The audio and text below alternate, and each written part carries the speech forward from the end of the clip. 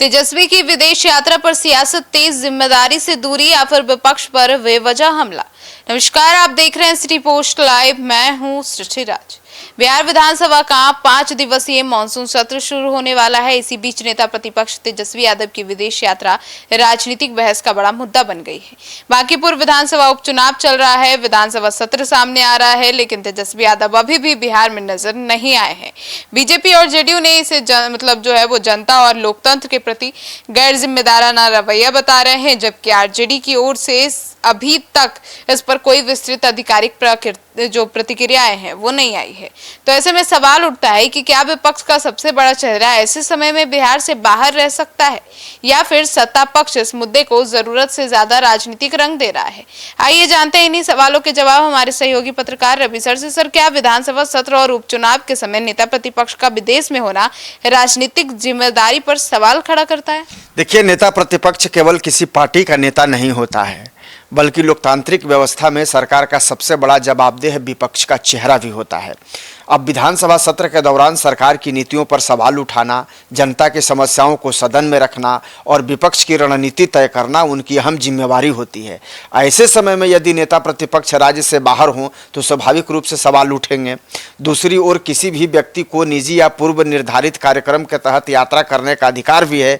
ऐसे में राजनीतिक बहस का केंद्र यह बन गया है कि क्या समय का चयन उचित था और क्या उनकी अनुपस्थिति विपक्ष की भूमिका को प्रभावित करेगी। तो भाई सवाल तो उठेंगे, क्योंकि एक तरफ आपको पता है कि पटना में बांकीपुर सीट पर उपचुनाव हो रहा है और खुद आरजेडी की प्रत्याशी रेखा गुप्ता यहां से चुनाव लड़ रही हैं और ऐसे में पार्टी के तरफ से उनको मजबूत करने की ज़रूरत है। अब विपक्ष पूछ रहा है कि भाई आपके नेता कहाँ हैं? आपके नेता तो भाई बाहर का टूर कर रहे हैं और कुछ सत्र भी शुरू होने वाला है। ऐसी स्थिति में भी तेजस्वी प्रसाद यादव का यहाँ पटना में नहीं होना, क्योंकि विपक्ष के नेता होने के नाते आम जनता का सवाल तो वही उठाएंगे, सरकार के नीतियों का विरोध तो करेंगे, वही उन्हीं की जिम्मेवारी है। लेकिन अब जब वो हैं ही नहीं वो, तो सवाल तो तरह तरह के उठेंगे और यही हो रहा है। क्योंकि बैठे अब तेजस्वी यादव के गायब होने से कहीं न कहीं सत्ता पक्ष को एक मौका मिल गया है, जेडीयू और बीजेपी को उन पर निशाना साधने का, और यही हो रहा है। अब उन पर निशाना साधा जा रहा है और कई तरह के कयास और सवालों की जो झड़ी है वो लगाई जा रही है। सर, तो ऐसे में अब बांकीपुर उपचुनाव में तेजस्वी यादव की गैर मौजूदगी आरजेडी के लिए चुनावी अभियान को प्रभावित कर सकती है? देखिए, बांकीपुर का उपचुनाव राजनीतिक रूप से बेहद महत्वपूर्ण माना जा रहा है। किसी भी बड़े चुनाव में पार्टी का शीर्ष नेतृत्व कार्यकर्ताओं का मनोबल बढ़ाने और मतदाताओं तक संदेश पहुंचाने में अहम भूमिका निभाता है। अब बीजेपी और जेडीयू इसी आधार पर आरोप भी लगा रहे हैं कि क्या आरजेडी की उम्मीदवार अकेले चुनाव लड़ रही हैं क्या? हालांकि चुनाव सिर्फ एक नेता के प्रचार पर निर्भर भी नहीं होता है।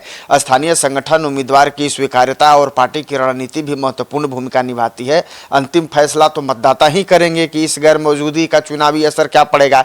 लेकिन जब आपका नेतृत्व ही नहीं हो, ऐसे समय में जब उसकी सबसे ज़्यादा ज़रूरत है, तो सवाल तो उठेंगे।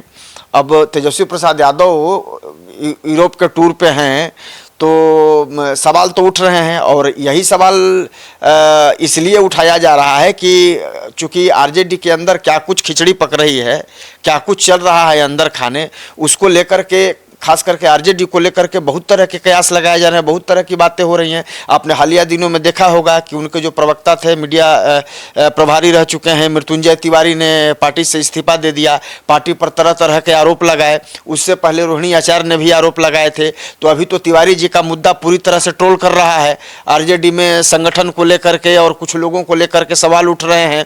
और इसी बीच आप देखिए कि अब ये नया विवाद है एक तरीके से कि चुनाव उनकी पार्टी लड़ रही है, उनकी उम्मीदवार लड़ रही है चुनाव और तेजस्वी यादव गायब हैं। खैर, ये तो उनका अपना अंदरूनी मामला माना भी जा सकता है। लेकिन अब चूंकि सत्र शुरू होने वाले हैं, ऐसे समय में अगर तेजस्वी प्रसाद यादव विपक्ष का नेता होते हुए भी अगर गायब रहेंगे तो विपक्ष को, तो जो सत्ता पक्ष के लोग हैं, उनके विरोधियों को तो मौका मिल ही जाएगा सवाल उठाने का, और वही हो रहा है। अब सवाल उनके ऊपर उठाए जा रहे हैं। सर, तो क्या बीजेपी और जेडीयू इस मुद्दे को राजनीतिक हथियार बनाकर विपक्ष पर दबाव बनाने की कोशिश कर रहा है? देखिए, सत्ता पक्ष का काम विपक्ष की कमजोरियों को उजागर करना ही होता है। बीजेपी और जेडीयू लगातार यह संदेश देने की कोशिश जरूर कर रहे हैं कि जब बिहार में महत्वपूर्ण राजनीतिक घटनाक्रम चल रहे हैं, तब नेता प्रतिपक्ष राज्य से बाहर क्यों हैं और कैसे हैं। वहीं विपक्ष यह भी तर्क दे सकता है कि किसी नेता की निजी यात्रा को राजनीतिक मुद्दा बनाना केवल चुनावी रणनीति का हिस्सा है। तो फिलहाल दोनों पक्ष अपने अपने राजनीतिक नैरेटिव को मजबूत करने की कोशिश जरूर कर रहे हैं और यही कारण है कि यह मुद्दा लगातार चर्चा में हो रहा है। जैसे होता है ना कि अगर आप भी बात न करें, मैं भी बात नहीं करूं तो कोई बात ही नहीं होती है, लेकिन अगर मैंने कोई सवाल छेड़ दिए तो आप उसके जवाब देंगे, फिर आपके जवाब में मैं कोई सवाल करूंगा, फिर मेरे सवाल के जवाब में आप कोई जवाब देंगे। तो इस तरह से क्या होता है ना कि मामला बढ़ता चला जाता है। तो अब यही हो रहा है, सवालों जवाब के जो बयान है यहाँ छोड़े जा रहे हैं और जो पक्ष और सत्ता पक्ष है वो दोनों एक दूसरे पर सवालों के बाण छोड़ रहे हैं और पूछ रहे हैं कि भाई कहाँ हैं तेजस्वी जी, बताइए। लेकिन अब पार्टी के नेता तेजस्वी प्रसाद यादव के खिलाफ थोड़े ही बोलेंगे, वो तो अपने पार्टी ही के सपोर्ट में बोलेंगे। लेकिन बीजेपी और जेडीयू वाले तो स्वतंत्र हैं, वो तो लगातार सवाल उठा रहे हैं, पूछ रहे हैं कि भाई कहाँ हैं तेजस्वी जी, क्यों गायब है तेजस्वी जी। सरकार जनता का सवाल तेजस्वी जी को उठाना है, तेजस्वी जी गायब है तो कौन उठाएगा सवाल। तो देखिए ये सब राजनीति है और राजनीति में क्या होता है कि मौका मिलना चाहिए, अब मौका मिल गया है तो लोग भजा रहे हैं। तो ऐसे में अगर तेजस्वी यादव मानसून सत्र में शामिल नहीं होते तो क्या विपक्ष की ताकत कमजोर हो जाएगी?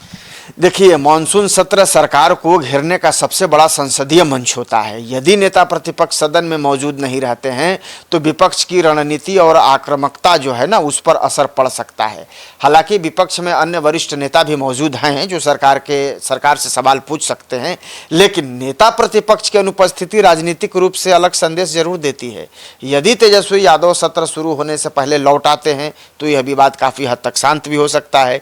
यदि वे अनुपस्थित रहते हैं तो सत्ता पक्ष को विपक्ष पर हमला करने का अतिरिक्त अवसर भी मिल सकता है और कहीं न कहीं बहुत ज़्यादा दबाव भी फील नहीं करेगी सत्ता पक्ष, क्योंकि तेजस्वी प्रसाद जो हैं वो अपने पार्टी के लालू प्रसाद यादव के बाद सर्वोच्च नेता हैं और वो नेता प्रतिपक्ष भी हैं। तो वो अगर सवाल सदन में करते हैं तो उनके सवालों का मतलब कुछ और होता है। बात बाकी तो नेता सवाल पूछते ही हैं, लेकिन तेजस्वी प्रसाद यादव होते तो उनके सवालों का कुछ और मतलब होता। लेकिन अगर तेजस्वी प्रसाद यादव नहीं है तो अब उनके पार्टी के ही लोग बता सकते हैं कि भाई वो कब तक आएंगे, सदन में हिस्सा लेंगे या नहीं लेंगे, पार्टी उनकी चुनाव लड़ रही है, उनकी कैंडिडेट मैदान में है, उनके लिए भी प्रचार करेंगे या नहीं करेंगे, क्या करेंगे, ये तो पार्टी के लोग ही बोल सकते हैं। लेकिन अभी कोई बहुत ज़्यादा आधिकारिक तौर पर तो पार्टी की तरफ से कोई उस तरह का कोई बयान सामने आया नहीं है। लेकिन जरूर है कि सत्ता पक्ष की तरफ से जेडीयू और बीजेपी की तरफ से ये जरूर सवाल उठाए जा रहे हैं और कहीं ना कहीं अंदर खाने से आप जान लीजिए कि उनकी सहयोगी पार्टी जो कांग्रेस है ना वो भी उनको आंख दिखा रही है और वो भी कह रही है कि आपका जो है ना व्यवस्था सही नहीं चल रहा है, आपके पार्टी के लोग नाराज हो रहे हैं, आपके लोग पार्टी छोड़ करके जा रहे हैं, आपके संगठन पे सवाल उठा रहे हैं, आपके लोगों पे सवाल उठा रहे हैं, लोग कह रहे हैं कि मान सम्मान नहीं मिल रहा है। तो कहीं ना कहीं ये पार्टी की छवि को धक्का पहुंचाने वाला है और ऐसे में तेजस्वी प्रसाद यादव की कमी सबसे ज़्यादा खल रही है, क्योंकि तेजस्वी प्रसाद यादव होते तो वो इन बातों पर आधिकारिक बयान भी अपना जारी करते या डैमेज कंट्रोल करने की कोशिश करते, लेकिन वो नहीं है, इसलिए कोई आधिकारिक बयान बहुत ज़्यादा आ नहीं रहा है। अब जिसको जो मौका मिल रहा है सवाल उठा रहा है और अब तेजस्वी यादव पर यही तमाम तरह के सवाल उठ रहे हैं। लेकिन यदि सत्र शुरू होने से पहले तेजस्वी प्रसाद यादव आ जाते हैं तो बहुत हद तक मुझे लगता है कि इस विवाद पर विराम लग भी सकता है। तो सुना आपने, तो आपकी क्या राय है कमेंट सेक्शन में ज़रूर बताइएगा। धन्यवाद।